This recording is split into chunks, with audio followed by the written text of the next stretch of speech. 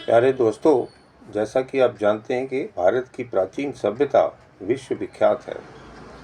इसने अन्य सभ्यताओं में अपना लोहा मनवाया है, चाहे ये चिकित्सा का क्षेत्र हो या कृषि का क्षेत्र हो। जिस प्रकार आज विज्ञान ने बहुत तरक्की की है, पर इसके साथ साथ हमें बहुत सारी बीमारियां भी जो हैं आम देखने को मिलती हैं और इससे हम प्रभावित हैं। हम प्रभावित खाली दवा लेने तक ही सीमित नहीं है, हम ये भी देख रहे हैं कि दवा खाते खाते भी हमारी शरीर की इम्यूनिटी इतनी कम हो जाती है कि हमें कैंसर जैसे रोग भी अब आम मिलने को लगते हैं। अब आप देखेंगे, भारत जो है डायबिटीज़ के क्षेत्र में दुनिया की राजधानी बन चुका है। तो क्यों ना हम ज़रा सोचें, दोबारा चिंतन करें कि हमारे जो बुज़ुर्ग थे, ऐसा क्या अन्न खाते थे, उसकी अवस्था क्या थी, जिस प्रकार से आज मोटा अन्न खाने की हमें ज़रूरत पड़ गई है। मोटा अन्न खाने से मैं समझता हूँ पुराने लोग शायद कम बीमार होते थे। आज इस बात को आज के डॉक्टर, जो कि वैज्ञानिक हैं, अपना फूड न्यूट्रिशनिस्ट हैं या डाइटिशियन हैं, इसको समझने लगे हैं कि कहीं ना कहीं हमें मोटे खान आने की आवश्यकता पड़ गई है। अब आप देखें, आज मैं बात करूंगा ऐसे मोटे अन्न जिसका नाम है जौ या बार्ले। जौ के अंदर लगभग 17% फाइबर होता है। इसके अलावा इसके अंदर प्रोटीन काफ़ी मात्रा में होता है। ऐसे ही इसके अंदर ऐसे मिनरल्स हैं, खनिज हैं, जो कि हमारे शरीर को बहुत अच्छे ढंग से सही मानों में पोषण देते हैं और हमें बहुत सारी बीमारियों से बचा सकते हैं। इसका मुख्य उद्देश्य है पेट साफ होने के साथ साथ हमारी जो इम्यूनिटी है, रोगों से लड़ने की शक्ति है, वो भी कम नहीं होती बल्कि बढ़ती है। आप ये समझिए, जब हम जौ का सेवन रेगुलर करते हैं, प्रतिदिन करते हैं, तो ये एक प्रकार से व्यवहार में आने वाली जो उपयोग है वो बढ़ता है। आप इसकी मात्रा पे ज़्यादा ना ध्यान दें, क्योंकि ये रिसर्च का विषय है। आज बेशक कई विषयों में रिसर्च हो रही है कि क्या ये उपयोगी है, तो ये कहना गलत ना होगा। आज ये सब लोग मानने लगे हैं, विशेषज्ञ खासकर, चाहे मेडिसिन के हों या पेट के गैस्ट्रोएंटराइटिस के गैस्ट्रो के स्पेशलिस्ट हों, ये भी देखने की बात है।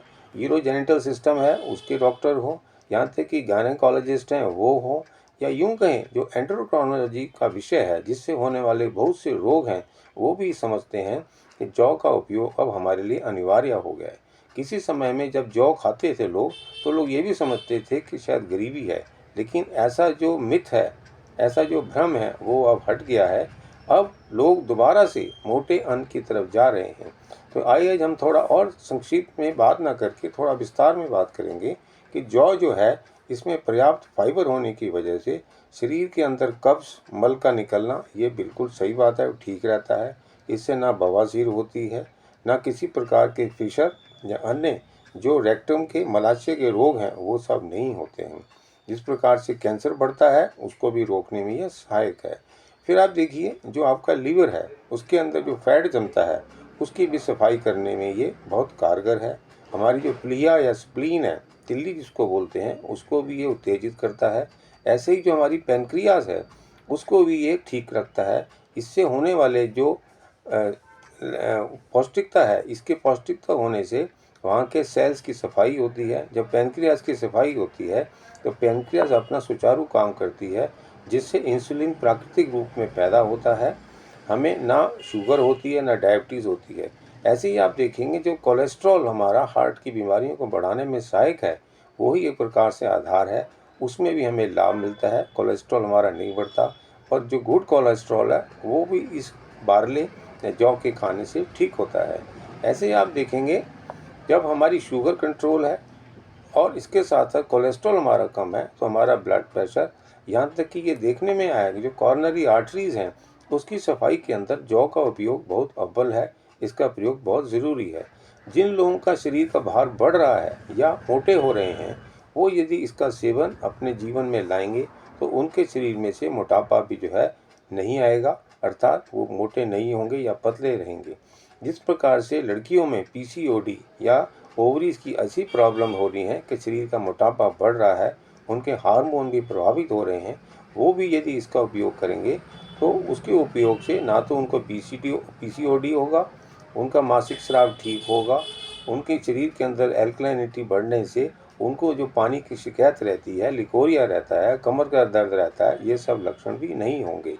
आप देखेंगे बहुत सारी बीमारियां हमारे जो मानसिक स्वरूप को भी बदलती हैं, जिससे हमारा व्यवहार भी ठीक नहीं होता। आप देखा होगा आपने अक्सर जो लोगों में चिड़चिड़ापन, गुस्सा और एक दूसरे से मनमुटाव करना, ये भी एक प्रकार का जब शारीरिक कमजोरी होती है, शरीर के अंदर उत्पन्न होने वाले ऐसे जो व्यवहार के लिए संबंधित रोग हैं, वो भी अवश्य ही उत्पन्न होते हैं।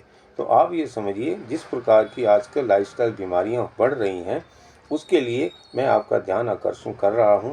इसके अलावा मैं एक बात और कहना चाहूँगा, जिस प्रकार से छोटे बच्चों में भी क्रॉनिक किडनी डिजीज़ अर्थात किडनी फेलियर या यूँ कहिए किडनी के रोग ज़्यादा हो रहे हैं, उनसे बचने के लिए भी जौ जो है बहुत ही अव्वल किस्म का मोटा अन्न है।